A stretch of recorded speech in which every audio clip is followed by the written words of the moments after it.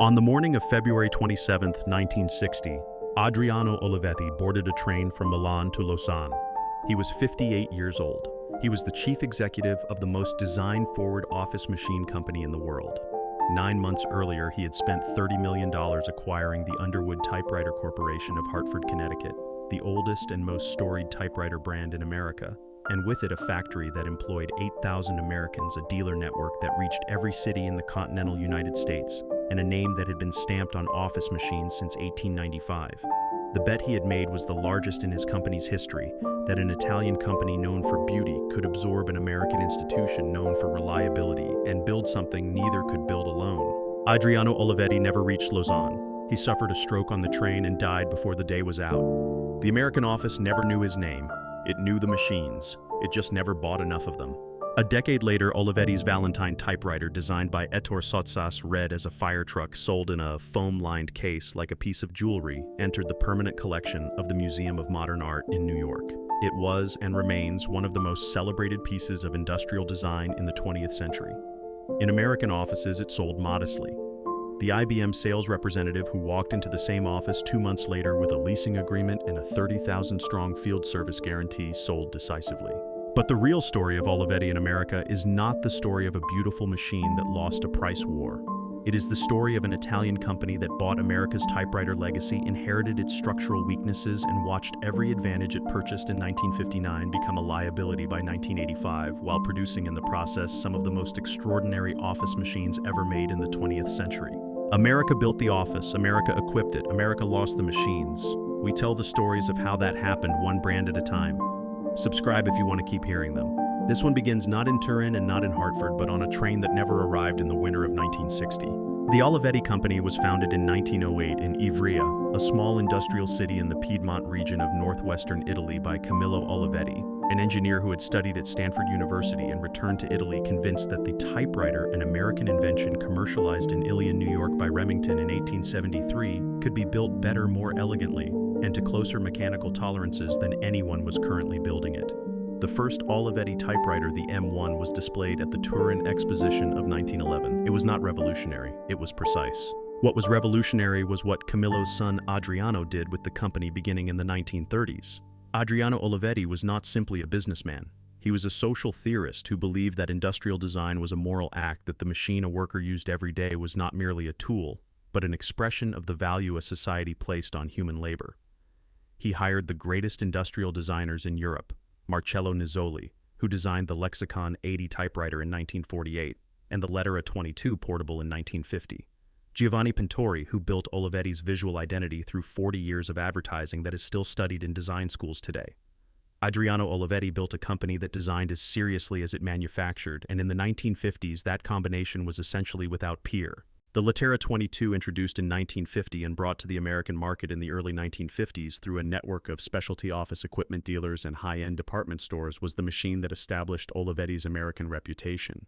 It was a portable typewriter that weighed 8 pounds lighter than any American portable of comparable quality, with a mechanism tuned to a standard that American typewriter buyers immediately recognized as exceptional.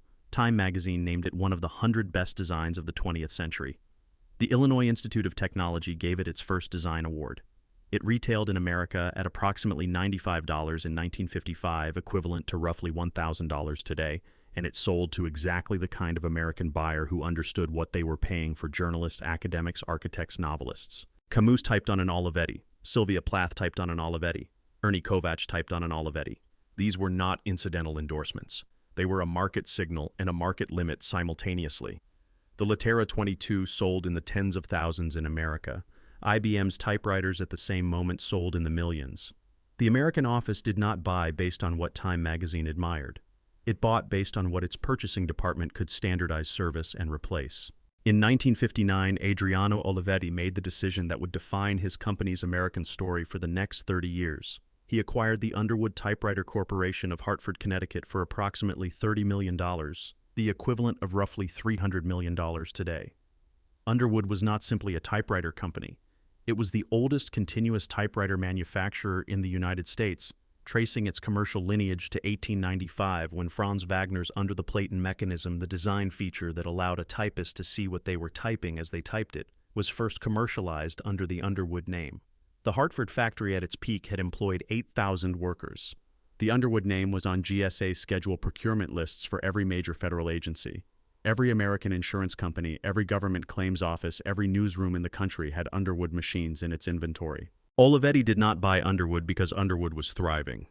Underwood's market position had been eroding for a decade under pressure from IBM's electric typewriter line and Royal's portable segment. Olivetti bought Underwood because it needed immediately a manufacturing footprint, a dealer network, and an American brand name that could be standardized on by institutional buyers who would never purchase a machine from an Italian company they had never heard of. In one transaction, Adriano Olivetti bought 60 years of American institutional credibility. He also bought 60 years of accumulated mechanical inertia, a company whose product line was already a generation behind where the American office market was heading. 9 months after the deal closed, Adriano Olivetti was dead. The machine that established Olivetti as a serious presence in the American office market beyond the design-conscious niche that the Latera 22 had carved out was the Latera 32, introduced in 1963 and sold in America for approximately $89 at retail. The Latera 32 was a refinement of the 22 lighter by 6 ounces with a more responsive key action. A wider platen, the rubber cylinder against which typewriter keys strike the surface that feeds paper through the machine and determines line spacing, and a carrying case that made it the most portable serious typewriter available at any American price point. The Latera 32 sold to American universities by the thousands. It was the machine of the American writing classroom, the graduate school carrel, the newspaper city room stringer. Its key action, the mechanical resistance that a typist feels in each keystroke calibrated to produce consistent ink impression across varying finger pressure, was widely regarded among American typing professionals as the best available in a portable machine at any price below $200. Underwood machines of the same period, sold alongside the Latera 32 through Olivetti's combined American dealer network, carried a different calibration. Heavier, more deliberate, engineered for the full-time typist in a stationary office setting rather than the journalist covering a Senate hearing in a hotel corridor. At the premium end, Olivetti's Studio 45 and Studio 46 desktop manual typewriters designed for the serious American office user who wanted something better than functional competed directly against Royal and Smith Corona at price points between $140 and $180. They were better machines than their American competitors in measurable ways: tighter plate intolerances, smoother carriage return, the mechanism that returns the typing point to the beginning of a new line, and a key travel distance that reduced typist fatigue over a full working day. The American office manager who evaluated them against a comparable Royal or Smith Corona on a dealer's demonstration table typically preferred the Olivetti. The American office manager who evaluated them against an IBM Selectric typically bought the IBM. The IBM Selectric, introduced in 1961 at a base price of $375, equivalent to roughly $3,800 today, changed the American corporate typewriter market in ways that no conventional typewriter, however well made, could address. The Selectric used a type ball, IBM's interchangeable typing element, a sphere covered in raised letter forms that rotated and tilted to strike the ribbon, rather than requiring individual type bars to swing forward. That eliminated the type bar jamming that had been the primary mechanical failure mode of every typewriter for 80 years.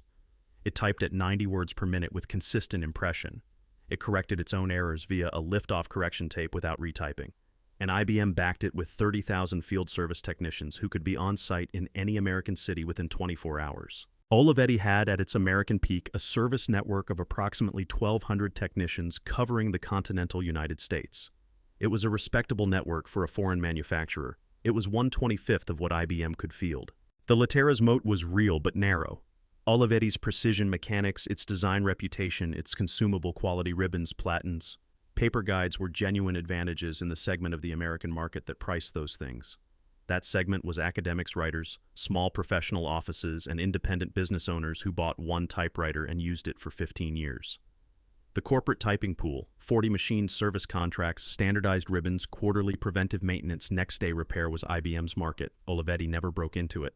The American institutions that bought Olivetti in volume were telling the United States Information Agency standardized on Olivetti portables for overseas field offices in the early 1960s, where the machine's lightweight portability and robust mechanism were decisive advantages in postings that had no IBM service infrastructure. Several American universities, including Yale and the University of Chicago, specified Olivetti machines for student typing rentals. The Washington Post and Los Angeles Times maintained Olivetti portables in their foreign bureaus. These were meaningful institutional relationships. They were not the Social Security Administration. In the decade between 1959 and 1969, Olivetti Corporation of America, operating from its headquarters at 584 Fifth Avenue in Manhattan, a building whose showroom was itself a statement of design intent with machines displayed like gallery objects against white walls, was by any reasonable measure the most design-sophisticated office machine operation in the United States.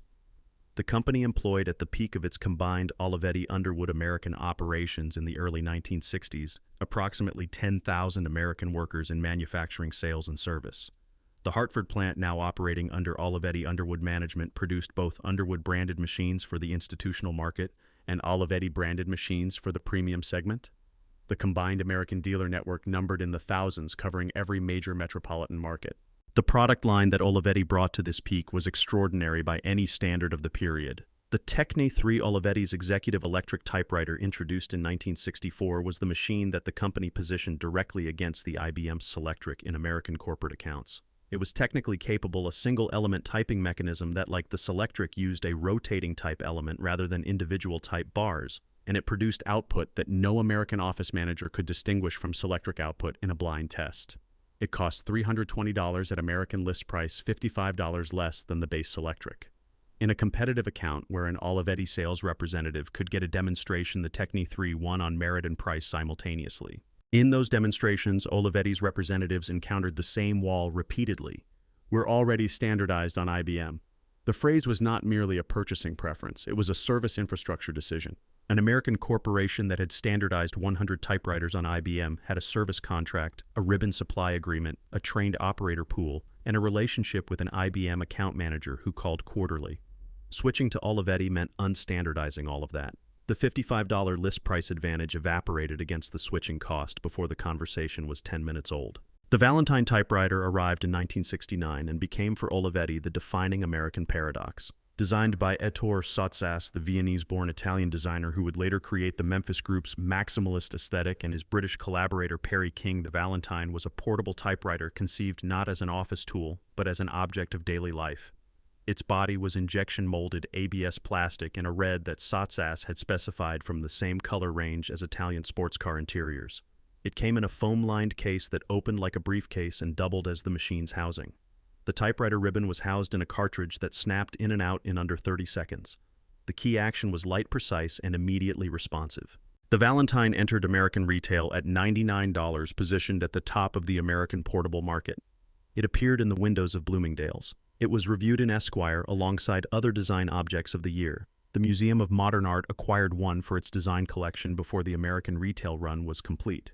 Fortune ran a half-page photograph of it with a caption that described it as the most beautiful typewriter made anywhere in the world. Olivetti's American advertising, a full-page campaign in the New York Times and Harper's, did not describe what the Valentine could do. It showed what the Valentine was. In the American college market, the Valentine sold steadily for 3 years. In the American corporate market, it was irrelevant by definition. A corporation did not equip its typing pool with red portable typewriters designed by a Viennese aesthete. In the American mass market, the buyer who walked into an office supply store and compared the Valentine on the shelf to a Smith Corona portable at $79 and a Brother portable at $69, the $20 premium for Ettore Sottsass's color choice was a premium most buyers declined. The United States Information Agency continued to specify Olivetti portables for overseas field postings through the mid-1970s, running a fleet of Lettera 32s and 36s across American embassies and consular offices from Nairobi to Bangkok, where the machine's tolerance for heat, humidity, and irregular electrical supply made them the operational choice in postings that IBM's service infrastructure did not reach. The International Herald Tribune, produced daily in Paris for the American expatriate reader, ran its editorial operation on Olivetti machines through 1971. American advertising agencies Doyle, Dane, Bernbach, Ogilvy, and Mather, Young, and Rubicam equipped their creative departments with Olivetti machines as a deliberate statement of creative identity. The Italian typewriter was the machine of the American idea person, not the American typist. The sensory experience of an Olivetti machine for anyone who used one in an American office or apartment or university library in the 1960s or 1970s was distinct in ways that are difficult to convey to someone who never typed on one. The key action on a Lettera 32 or Studio 46 required less force than a comparable American machine, not because it was lighter in construction, but because the mechanism was calibrated to respond to intention rather than pressure. The carriage return on the Studio 46 was weighted to return with a momentum that felt to a practiced hand like the machine was collaborating in the work rather than executing a command. The sound was different, too sharper, higher, more percussive than the heavier American machines with a type bar strike that did not linger. You could type faster on an Olivetti than on a comparable Royal or Smith Corona with the same training, and you knew it within 10 minutes. The machine told you. The smell of an Olivetti machine in use was the smell of Italian machined steel and the specific ink compound in the Olivetti ribbon, a slightly sharper, more resinous scent than the mineral oil smell of American ribbon ink. Former Olivetti users asked to describe the experience decades later consistently reach for the same language: lighter, faster, more responsive. But the IBM just worked everywhere. By 1970, Olivetti Corporation of America employed approximately 6,000 people in the United States. The Hartford manufacturing operations were producing at half their 1959 capacity. The Underwood brand, still marketed through the combined dealer network, was losing institutional accounts to IBM at a rate the combined Olivetti-Underwood sales force could not offset. The Valentine had entered MoMA. It had not entered American corporate purchasing departments. The first clear signal arrived in 1964. IBM had spent 3 years converting American corporate typing pools to the Selectric. The conversion was not a gradual substitution, it was a standardization event account by account driven by IBM's direct sales force and its service infrastructure guarantee. When an American corporation standardized on Selectric, it did not merely buy typewriters. It entered an IBM service relationship that covered every machine in the building.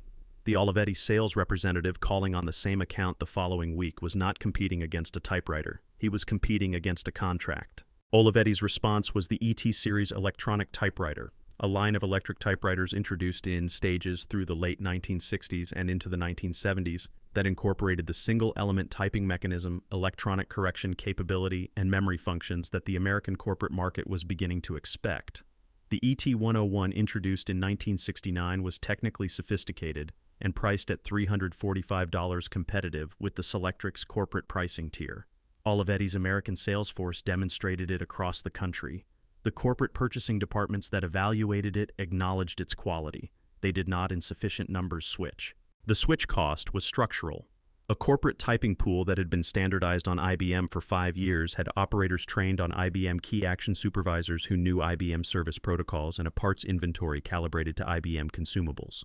Switching to Olivetti required retraining operators, restocking parts, and establishing a new service relationship. The Olivetti machine was not meaningfully better enough to justify that cost. By 1975, the situation had clarified into arithmetic. IBM held approximately 75% of the American corporate electric typewriter market. Olivetti held generously 8%. Royal and Smith Corona divided most of the remainder. The portable market, where Olivetti had been genuinely competitive throughout the 1960s, was under attack from a new direction. In 1977, the first Brother electronic portable typewriters entered American retail distribution. The Brother EP20, a compact electronic portable with a daisy wheel, a letter-quality printing mechanism in which a rotating wheel of raised type forms struck a ribbon to produce typewriter-quality output, retailed at $169. It was not as beautiful as the Olivetti Latera 36. It was smaller, lighter, and required no mechanical adjustment or service. In 1980, the Brother CE50 electronic portable entered American mass retail at $129. The Olivetti Latera 36 at the same moment retailed at $149. The key action was better. The output quality was comparable. The Brother did not require a dealer relationship, a service contract, or a trained operator to maintain. It required a ribbon cassette that sold at Walgreens. The American buyer in 1980 who walked into an office supply store and compared the two machines side by side bought the Brother. Not because the Olivetti was worse, because the Brother was good enough and $20 cheaper and available at every mass retailer in America and backed by a parts and ribbon supply chain that reached every strip mall in the country. Olivetti's dealer network, the specialty office equipment dealers who had carried the brand with genuine expertise and product knowledge since the early 1960s, began contracting. The dealers who had trained their customers on Olivetti key action and explained the Olivetti platen calibration and stocked Olivetti ribbons and offered Olivetti service contracts were the same dealers who were now competing against Staples on price and losing. By 1985, the Olivetti dealer network in America had contracted by more than half. The IBM PC arrived in August 1981. Olivetti's response was in one sense its most commercially successful American moment. In 1984, Olivetti introduced the M24, an IBM PC-compatible personal computer that was technically superior to the IBM PC in several measurable ways: a faster processor, a higher resolution graphics card, a more reliable disk drive mechanism. AT&T licensed the M24 for American distribution, selling it as the AT&T PC-6300. The machine sold in the hundreds of thousands. American technology publications praised its specifications. AT&T's distribution network gave it a reach that Olivetti's own American operation could never have achieved. The Olivetti name was not on it. AT&T sold the PC-6300 as an AT&T product. American buyers who purchased one did not know they were buying an Olivetti. The brand equity that Olivetti had spent 25 years building in the American market. The design reputation, the precision manufacturing identity, the premium office machine positioning translated into zero consumer recognition in the personal computer category. By 1987, AT&T had begun sourcing its PC line from other manufacturers. The Olivetti M24 relationship dissolved. Employment in American Olivetti operations: 10,000 in 1962, 6,000 in 1975, 3,200 in 1983, under 1,500 by 1990. Hartford manufacturing closed 1985. The Underwood name, which Olivetti had purchased in 1959 for $30 million as its American entry credential, was sold to a series of subsequent owners and eventually licensed to import products bearing no connection to the Hartford factory, the American workers, or the 60-year manufacturing legacy it represented. The Groton, New York plant of Smith Corona, which had watched the Olivetti-Underwood combination absorb a competitor in 1959 and then gradually contract through the 1970s and 1980s, filed Chapter 11 in 1995. The cascade that Adriano Olivetti had set in motion 36 years earlier had reached its conclusion. Every American typewriter factory was gone. Olivetti's American typewriter business, gone by 1990. The ET electronic line, discontinued. The Valentine, in a museum. The Latera, in an estate sale. IBM, still selling. The Valentine typewriter is in the permanent collection of the Museum of Modern Art in New York, the Smithsonian's Cooper Hewitt National Design Museum, and the Victoria and Albert Museum in London. It is one of approximately 12 manufactured objects from the 20th century that all three institutions have independently chosen to preserve as significant works of design. It appears in design history syllabi at every major American art school. It sells at auction in working condition for between $400 and $1,200 depending on color and case condition. Red examples in complete uncracked cases consistently reach the high end. It sells within days of listing. The Latera 32 is the most collected portable typewriter in America after the Royal Quiet Deluxe. Typewriter DB, the online registry of surviving machines and their serial numbers maintained by collectors, lists more than 4,000 documented Latera 32 examples in the United States alone. The Antique Typewriter Collectors community on Facebook, which numbers in the tens of thousands of members, runs a persistent thread on Latera 32 platen condition ribbon sourcing and key action restoration that has accumulated over 2,000 replies across 5 years. Working examples sell on eBay in the $75 to $150 range. Collectors who know what they are looking at, who can hear the key action and assess the platen resilience without typing a single word, pay $200 without negotiating. The IBM Selectric 2, the machine that Olivetti's ET series attempted to displace through the late 1960s and 1970s, sells on eBay for $200 to $400. It sells to novelists who use it for first drafts. It sells to graphic designers who want its typeball output for print projects. It sells to people who simply want to type on the machine they remember from their first job. The Selectric's typeball, the interchangeable golf ball-sized typing element that IBM introduced in 1961, is still manufactured in small runs by independent machine shops that sell into the collector market. IBM's service infrastructure is gone.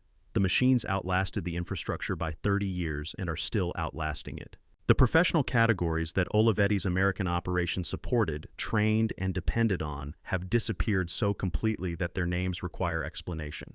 The office machine demonstrator, the trained Olivetti or Underwood representative who visited corporate offices, set up machines on demonstration tables, and spent an hour with a typing pool supervisor showing what the new model could do, was a distinct American sales profession from approximately 1920 to 1985.